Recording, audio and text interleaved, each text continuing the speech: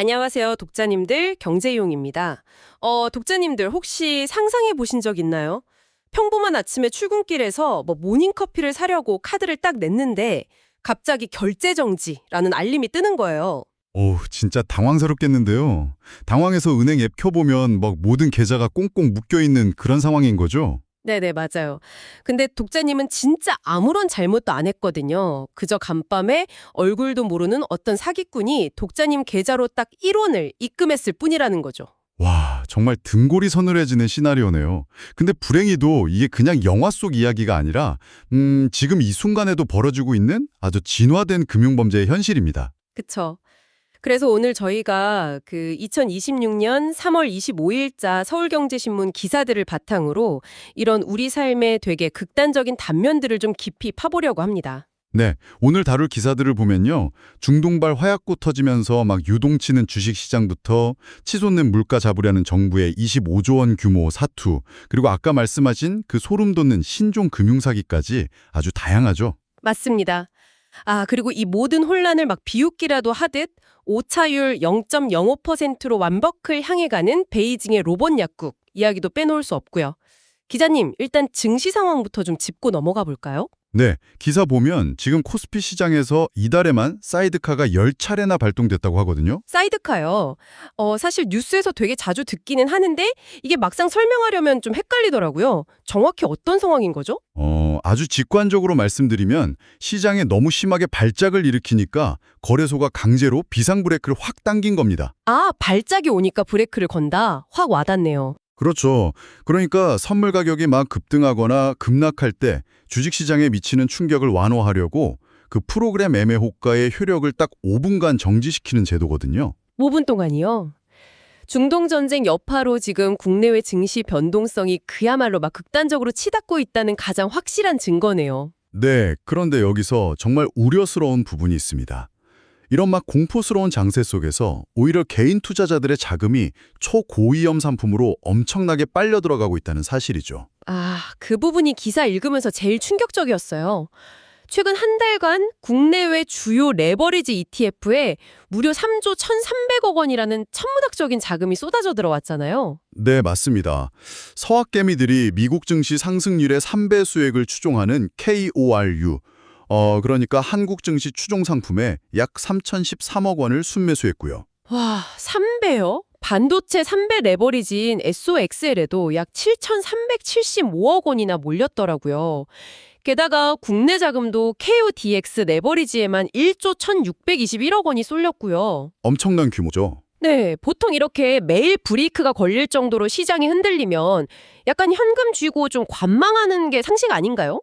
대체 왜 이러는 걸까요? 그 이면에는 팽배한 포모, 그러니까 FOMO의 심리가 자리 잡고 있다고 봐야 합니다. 나만 소외됐다는 그 공포감이요? 맞아요. 상승장에 나만 소외되었다는 공포, 그리고 폭락장은 곧 신분 상승의 기회다. 이런 극단적인 베팅 심리가 작동한 거죠. 하긴 요즘 주변에서도 지금이 줍줍할 기회다 이런 말 많이 하더라고요. 네, 하지만 기자님, 이 3배 레버리지라는 건 변동성이 큰 장세에서는 구조적으로 승산이 되게 희박한 게임입니다. 바로 변동성 끌림 현상 때문이거든요. 변동성 끌림이요. 예전에는 이런 상황을 그냥 브레이크 없는 스포츠카를 빗길에서 몬다 이렇게 비유했었는데요. 네네, 흔히 그렇게 말하죠. 근데 약간 그 수학적 원리를 생각해보면 좀 다른 비유가 맞을 것 같아요. 이거 약간 엄청 무거운 배낭을 메고 아래로 내려가는 에스컬레이터를 거슬러 뛰어 올라가려는 거랑 비슷하지 않나요? 완벽한 비유입니다. 진짜 딱 그거예요. 그러니까 계속 전진하지 못하고 제자리에만 서 있어도 수학이라는 에스컬레이터가 내 계좌를 바닥으로 무자비하게 끌어내리는 거잖아요. 맞습니다. 그 수학이 어떻게 작동하는지 구체적으로 딱 계산해드리죠. 만약에 100달러짜리 기초자산이 10% 떨어져서 90달러가 됐다고 쳐볼게요. 네, 일단 10% 손실이네요. 그렇죠. 근데 다음 날 11.1%가 올라서 다시 100달러로 회복했다고 가정해보겠습니다. 그럼 기초자산에 투자했다면 원급 회복이잖아요. 네, 본전이죠. 근데 3배 레버리지는 다릅니다. 첫날 10% 하락에 3배니까 무려 30%가 폭락해서 70달러가 돼버려요. 갑자기 70달러로 훅 떨어지네요. 네, 그리고 다음 날 기초자산이 11.1% 오를 때 3배인 33.3%가 오르긴 하는데요. 문제는 그 기준이 70달러라는 겁니다. 아, 70달러에 33.3%니까 한 23달러 정도 오르는 거네요? 정확합니다. 결국 다 합쳐도 93달러밖에 안 돼서 가만히 앉아서 원금 손실이 발생하는 거죠. 지수가 그냥 위아래로 횡보만 해도 계좌가 막 기하급수적으로 녹아내리는 겁니다. 와, 그래서 기사에 나온 KOLU 수익률 널뛰기가 그렇게 끔찍했던 거군요. 전쟁 전인 지난달 말에는 1년 수익률이 막 1318%까지 치솟았는데 최근에는 628% 선으로 반토막 넘게 추락했잖아요. 그래서는 그냥 들고 있는 것만으로도 막 가치가 깎여나가는 무서운 상품이죠. 참 개미들이 이렇게 무거운 배낭 메고 에스컬레이터에서 필사적으로 걷고 있다면 이번에는 국가 얘기를 좀 해볼까요? 거시경제라는 거대한 에스컬레이터 속도 자체를 늦추어야 하는 정부는 지금 어떻게 움직이고 있나요? 네, 그게 바로 이번에 정부가 가닥을 잡은 약 25조 원 규모의 전쟁 추경의 핵심입니다. 미국하고 이란 전쟁 터지면서 지금 고유가 위기가 심각하잖아요. 맞아요. 지금 주유소 기름값 오르는 게 문제가 아니라 전방위적인 물가 폭탄이 떨어지고 있으니까요. 그래서 정부가 꺼내든 첫 번째 방어 카드가 바로 대중교통 환급제도인 K패스의 전국민 확대입니다. 아, K패스요? 근데 여기서 약간 독자님들도 의아해하실 것 같은 질문이 하나 생기는데요. 네, 어떤 걸까요? 기사 보면 기존에 만 19세 이상 성인만 되던 걸 만 13세에서 18세 청소년까지 넓혀주고 환급 상한도 월 60회에 20만 원으로 높이면서 요금 할인까지 해준다고 하잖아요. 네, 맞습니다. 혜택이 꽤 커졌죠. 혜택 늘어나는 건 참 좋은데 사실 지금 위기의 본질은 고물가랑 고요가잖아요. 25조 원이라는 막대한 예산이 있으면 차라리 난방비 폭탄 맞은 서민들한테 그냥 현금을 딱 쥐어주는 게 훨씬 빠르고 직관적이지 않나요? 왜 굳이 대중교통에 이렇게 힘을 싣는 건지 궁금해요. 아주 예리한 지적을 해주셨어요. 겉보기에는 그냥 단순한 교통비 복지 같잖아요. 근데 그 이면에는 거시적인 에너지 방어 전략이라는 큰 그림이 깔려 있습니다. 에너지 방어 전략이요? 뭔가 스케일이 확 커지는데요. 네, 생각해 보시죠. 정부는 K패스 확대랑 동시에 공공부문 승용차 5부제를 의무화했습니다. 무슨 뜻이냐면 물리적으로 도로 위를 굴러다니는 승용차 숫자를 확 줄여버리겠다는 거예요. 아, 사람들이 차를 덜 타게 만들겠다. 그렇죠. 우리나라처럼 에너지를 사실상 100% 수입에 의존하는 구조에서는 사람들이 차를 버리고 지하철을 타게 만들어서 국가 전체의 유가 수요 자체를 분산시켜야 하거든요. 안 그러면 현금을 아무리 뿌려도 그냥 밑 빠진 독에 물 붓기가 되는 겁니다. 와, 이제 막 흩어졌던 퍼즐이 싹 맞춰지네요.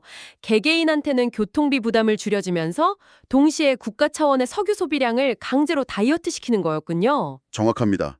근본적으로 수요를 파괴하는 거시적 처방인 셈이죠. 그럼 대중교통 말고 사실 독자님들이 제일 궁금해하실 직접적인 민생지원금은 어떻게 설계가 됐나요? 이번 민생지원금은 철저하게 선별 타격 방식입니다. 차상위 계층, 그러니까 1인 가구 기준으로 월 소득 12만 원 이하인 분들이나 기초생활수급자가 주 대상이고요. 네네. 근데 지급 방식이 전액 지역화폐입니다. 여기서 저 또 딴지 하나 걸고 싶어지는데요, 기자님. 네, 편하게 말씀하시죠. 당장 하루하루가 되게 급박한 취약계층 입장에서는 솔직히 어디서든 막 쓸 수 있는 현금이 훨씬 유용하잖아요. 굳이 사용처 제한된 지역화폐로 묶어서 주는 이유가 뭘까요? 그것도 다 계산이 깔려 있습니다. 만약에 현금으로 주면 그 돈이 당장 밀린 빚 갚는 데 쓰이거나 좀 불안하니까 장롱 속으로 들어갈 확률이 높아요. 아, 저축을 해버린다는 거네요? 네, 그러면 시장에 돈이 안 돌잖아요. 반면에 지역화폐는 사용 기한도 딱 정해져 있고 동네 마트나 식당에서만 쓸 수 있죠. 그러니까 정부 돈이 투입되자마자 즉각적으로 골목상권 매출로 연결이 되는 겁니다. 그 돈이 다시 동네 경제를 도는 그런 승수 효과를 노린 거군요. 맞습니다. 게다가 이재명 대통령의 두터운 지원 기조에 따라서 비수도권이나 인구 감소 지역에 사시는 분들한테는 추가 지원금도 얹어준다고 하거든요. 그래서 최대 100만 원 이상 받는 사례도 관측되고 있습니다. 한정된 재원을 진짜 타격 큰 곳에 집중 주입하겠다는 명확한 정책적 의도죠. 참, 국가 경제 무너지는 거 막으려고 되게 치밀하게 수싸움을 하는 게 느껴지네요.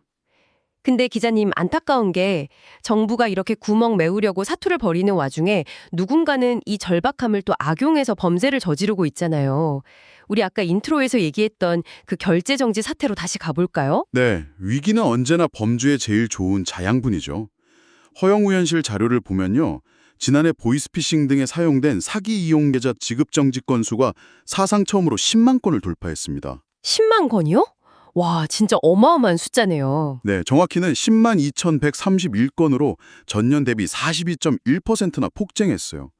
심지어 리딩방 같은 투자 사기까지 다 합치면 무려 13만 1,156건에 달합니다. 이 엄청난 숫자 속에서 진짜 제일 분노하게 되는 게 아까 잠깐 언급한 그 통장 묶기라는 신종 수법이잖아요.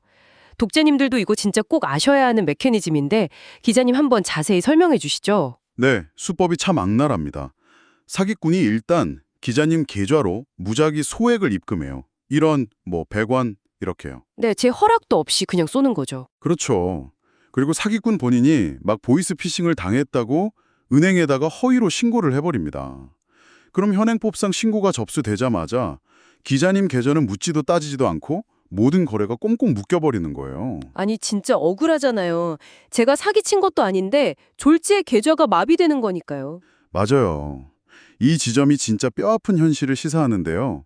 과거 금융사기는 보통 전화 걸어서 엄마 나 폰 고장났어 막 이러면서 사람의 그 불안한 심리를 속이는 방식이었잖아요. 네네, 전형적인 수법이죠. 근데 통장 묶이는 범죄 패러다임이 완전히 다릅니다. 사람을 속이는 게 아니라 우리 금융 시스템의 논리적 맹점을 해킹해버리는 아주 지능적인 테러인 거죠. 아, 해킹이라는 표현이 딱 맞네요. 원래 이 계좌 지급 정지 제도가 보이스피싱 피해자 돈이 막 해외로 빠져나가는 걸 막으려고 만든 일종의 방패잖아요. 맞습니다. 최후의 보호장치죠. 그러니까 사기꾼들이 오히려 그 피해자를 지켜주는 방패를 딱 뺏어가지고 그 모서리로 선량한 사람들을 팍 내리찍으면서 협박하는 거네요. 막 돈 주면 신고 취하해주겠다 이러면서 합의금 뜯어내고요. 정확한 비유입니다. 선한 의도로 설계된 보호제도를 완벽한 공격무기로 전환시킨 거예요. 참 듣다 보니까 너무 화가 나는데요. 그래서 허영 의원이 이런 신종 금융사기를 명확히 유형화하고 차단부터 범죄 수익 환수까지 빨리 제도적 보완이 이루어져야 한다고 목소리를 높인 겁니다. 인간이 만든 시스템은 어쩔 수 없이 틈새가 있고 악의를 가진 인간은 기어코 그걸 찾아내니까요. 진짜 인간이 만든 시스템이 이렇게 취약하구나 싶어서 마음이 좀 무거워집니다. 근데 기자님, 참 아이러니한 게요. 이렇게 한쪽에서는 막 인간이 시스템 허점 찔러서 남을 공격하는데 다른 한편에서는 인간의 오류를 완전히 지워버린 엄청난 기술 혁신이 막 조용히 세상을 바꾸고 있잖아요. 네, 맞습니다. 분위기를 좀 바꿔서 기술 얘기로 넘어가 보죠. 이번에는 무대를 중국 베이징 하이댕구로 한번 옮겨보겠습니다. 네, 저 여기 스마트 약국 기사 읽으면서 진짜 입이 떡 벌어졌어요. 경악을 금치 못했거든요. 갤봇, 중국명으로는 인허통용이라는 기업이 개발한 휴머노이드 로봇 G1이 활약하는 현장이죠. 네, 독자님들 머릿속으로 이 장면을 한번 그려보시죠. 되게 늦은 밤에 메이트하는 배달 앱으로 막 안구건조증 약을 주문을 짝 합니다. 그럼 약국은 불이 다 꺼져 있는데 충전 도크에 앉아있던 저 로봇 G1이 스르륵 조용히 깨어나는 거예요. 네, 상상만 해도 되게 미래지향적이네요. 여기서 진짜 소름 돋는 건 이 로봇이 그냥 정해진 레일 위만 왔다 갔다 하는 자판기가 아니라는 겁니다. 무려 5,000에서 6,000 종류나 되는 방대한 약이랑 렌즈 상자들 사이에서 고도의 시각 AI랑 공간 매핑 기술을 써서 아주 정확히 주문받은 약을 인식하고 속 집어내요. 네네, 그 속도도 엄청나죠. 맞아요. 처방전 읽고 약 고르고 포장해서 각 배달원 사물함에 밀어넣기까지 걸리는 시간 단 1분. 오차율은 고작 0.05%, 그러니까 99.95%의 정확도를 자랑하는 겁니다. 기자님 이거 진짜 대단하지 않나요? 네, 기술력 자체도 대단하지만 우리가 여기서 진짜 꿰뚫어 봐야 할 핵심은 로봇의 속도가 아닙니다. 이 스마트 약국이 단순한 렌즈 같은 공산품을 넘어서 일반 의약품이란 전문 처방약까지 취급할 수 있는 허가를 정식으로 취득했다는 사실이에요. 전문 처방약이요? 와, 그건 진짜 약사의 고유 영역이잖아요. 그렇죠. 그동안 약국의 본질은 약사가 직접 환자 대면하고 약 조제하는 물리적 공간이었어요. 근데 이제는 의사랑 약사가 원격 앱 너머에서 진료랑 처방만 딱 내립니다. 그럼 수천 개의 약을 분류하고 물리적으로 소분하고 포장하는 그 모든 노동집약적 과정과 휴먼 에러의 가능성을 저 로봇이 완벽하게 제거해버린 거죠. 아, 인간의 실수를 원천 차단했군요. 네, 결국 비대면 진료랑 휴머노이드 로봇이 결합하면서 전통적인 유통이나 의료 서비스 공간의 개념 자체를 완전히 해체하고 새롭게 재조립한 겁니다. 단순한 흥미거리가 아닌 거죠. 참 물리적 세상에서는 기계가 99.95%의 완벽함으로 진화하는데 정작 인간의 디지털 금융 시스템은 1원짜리 송금 한 번에 무기력하게 무너지는 낯선 시대입니다.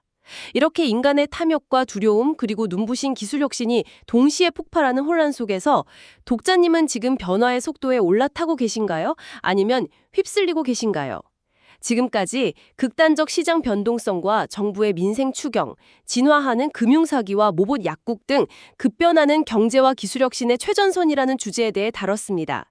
다음에도 빠른 소식으로 찾아뵙겠습니다. 지금까지 서울경제신문 경제용이었습니다. 감사합니다.